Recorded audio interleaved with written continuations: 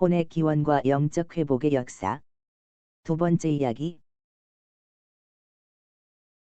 하나님의 영을 상실한 인간들에게 하나님께서 영의 회복의 통로로 허락하신 율법은 인간들의 욕심으로 인해 오히려 자신과 상대방을 얽어매는 저주의 사슬이 되어버렸고, 영적 회복의 관점에서 인간은 완전 불능 상태에 빠져버리게 되었다.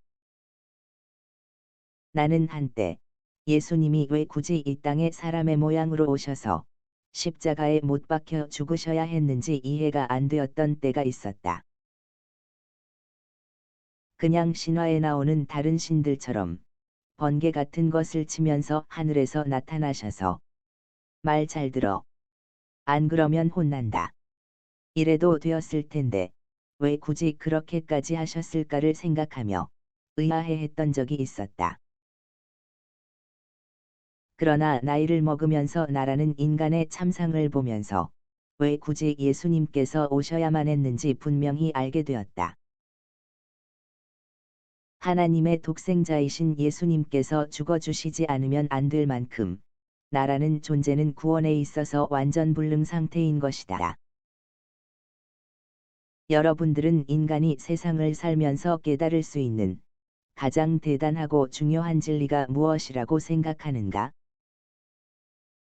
만권의 책을 독파하고 억만의 지혜를 터득하는 것, 저 우주의 블랙홀과 화이트홀의 원리를 밝혀내는 것, 아니면 양자역학을 기본으로 한 끌어당김의 원리를 깨닫는 것, 천하의 이치를 꿰뚫는다는 주역의 64궤의 이치를 깨닫는 것. 이러한 것들은 언젠가 영의 세계인 새 예루살렘에 입성하면 아무것도 아닌 허탄한 지식일 뿐이며 먼지만큼도 가치 없는 것임을 알게 될 것이다. 사람이 사람으로 태어나 깨달을 수 있는 최고의 지식은 자기 자신의 비참함과 벌거벗음의 참혹함을 깨닫는 것이며, 그 비참함과 수치를 가리고 구원받을 수 있는 유일한 길이 무엇인지 깨닫는 것이다. 그러나 인간 세상에서 자신의 비참하고 참혹한 참상을 스스로 깨달을 수 있는 인간은 단 하나도 없으며, 영적 회복은 사실 완전 불가능한 상태가 되어버렸다. 이렇듯 영적 회복에 있어서 완전 불능 상태에 빠진 인간 세상에 단 하나의 유일한 희망으로서 그리스도가 오신 것이다. 성경에는 그리스도에 대하여 상한 갈대를 꺾지 않고 거저가는 등불을 끄지 않으시는 분으로 묘사하는 구절이 있다.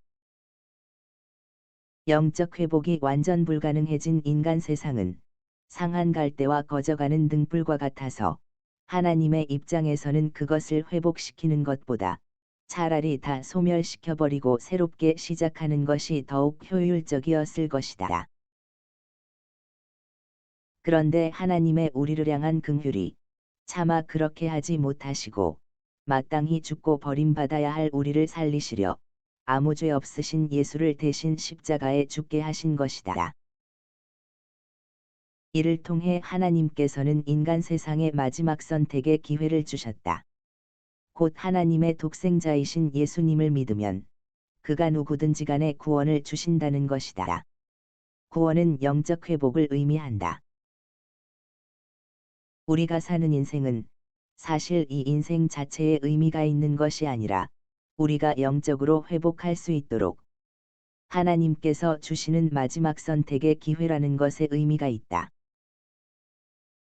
이 기회의 시간에 믿는 자가 되어 영적 회복을 이루고 싶은 자가 있다면 그는 모든 상황에서 자기를 부인하고 그리스도의 뜻을 따라야 한다. 그리스도는 이 땅에 화평이 아니라 검을 주러 오신 분이다. 그리스도라는 유일한 길과 진리 생명 앞에 그리스도의 뜻에 합당하면 예이고, 그의 뜻이 아니면 무조건 아니오인 것이다. 믿는 자로서 그리스도의 뜻 앞에 자신의 태도와 마음의 자세를 명확하게 하지 않는다면 언제든 이 세대에 혼미케 하는 신이 그대의 혼을 혼미케 하여 멸망에 이르게 할 수 있음을 명심해야 한다. 혹 죄를 이기지 못하는 자신의 연약함으로 절망하는 자가 있다면 그 절망으로 극심한 고통을 겪게 될지라도 결코 포기해서는 안 된다. 그 절망과 고통은 그대에게 하나님을 향한 양심이 있다는 증거이며 하나님은 행위를 보시지 않고 중심의 진실함을 보신다. 7번 넘어지면 7번 일어나고 그것이 70번 700번이라도 포기하지 않는 자가 하나님께서 주시는 영생을 소유하는 자임을 명심해야 한다. 신앙적 관점에서 인류 역사라는 것은 아담 때부터 지금까지 사실 영적 회복의 역사이다. 즉 아담의 범죄로 인해 인간 안에서 점점 상실되어 가던 영적 생명력이 노아 시대 때 하나님의 아들들의 범죄로 인해 완전 상실되었고, 하나님께서는 다시 율법을 통해 영적 회복의 통로로 삼으려 하였으나 거짓 선생들의 욕심으로 인해 율법은 사람을 판단하고 얽어매는 도구로 전락하게 되었고, 결국 사람들은 율법을 통해 하나님의 은혜로 나아가지 못하고 오히려 율법의 저주에 갇히게 된 것이다.